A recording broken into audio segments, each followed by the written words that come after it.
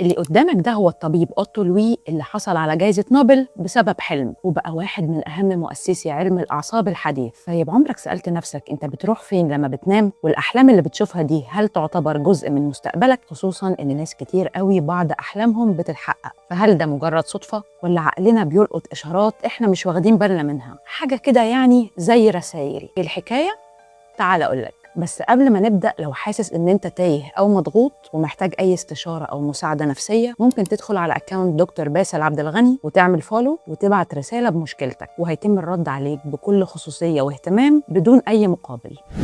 الأحلام عند القدماء المصريين كانت يا إما رسالة من الإله أو طريقة للعلاج، وكانت معروفة باسم دريم انكيوبيشن أو النوم المقدس. فالمريض كان بيروح معابد معينة مخصصة للشفاء ويبدأ الطقوس، كان بيتطهر ويصلي أو يقدم قرابين، بعدين ينام، وبناء على الحلم اللي بيحكيه أول لما يصحى للكهنة كانوا بيوصفوا له على طول العلاج، واللي كان بيبقى يا إما أعشاب أو وصفة طبية يا إما طقس ديني. وفي حالات شفاء تم ذكرها في بعض البرديات زي بردية تشستر بياتي أو تشستر بيتي، وده اللي تم تفسيره علميا فيما بعد باسم التأثير النفسي أو البليسبو إفكت اللي اتكلمنا عنه في فيديو قبل كده، وهو إنك كإنسان عندك قدرة شفاء ذاتية، وإن العقل عنده التأثير النفسي وقوة التوقع والإيمان بالعلاج. وده بيورينا إن المخ أحيانا بيكمل معالجة الأفكار وقت النوم، زي كده ما حصل بالظبط مع أوتو لوي اللي كان طبيب نمساوي ألماني وعالم صيدلة، كان بيدرس إزاي الأعصاب بتتواصل مع بعضها، هل بالكهرباء بس ولا في مادة كيميائية. وفي ليلة سنة 1920 حلم بتجربة علمية، صحي من النوم وكتب الفكرة اللي حلم بيها بسرعة جدا، لكن لما صحي الصبح الكلام ما كانش واضح ونسي هو حلم بإيه. في الليلة اللي بعدها الحلم اتكرر تاني، فقام فورا ونفذ التجربة دي في المعمل، واللي كانت عبارة عن إنه استخدم قلبين لضفدعين. القلب الأول كان متوصل بالعصب الحائر، ولما حفز العصب ده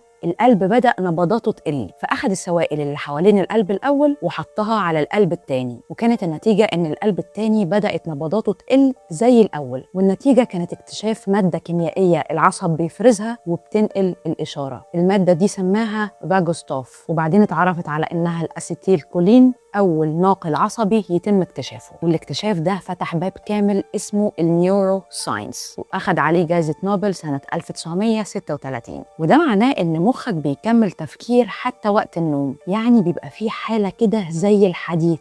والرؤية تم ذكرها بلفظ أحاديث في القرآن الكريم في سورة يوسف في 3 آيات، بمعنى إن حلمك ده ممكن يبقى حديث بين نفسك وجسمك. يعني مثلا ممكن قبل ما تنام تبقى واكل أكلة تقيلة حبتين، فجسمك يقولك اصحى أنت مثلا محتاج تشرب، أو ممكن يبقى حديث بين نفسك وعقلك، خصوصا لو في مشاكل أو مواضيع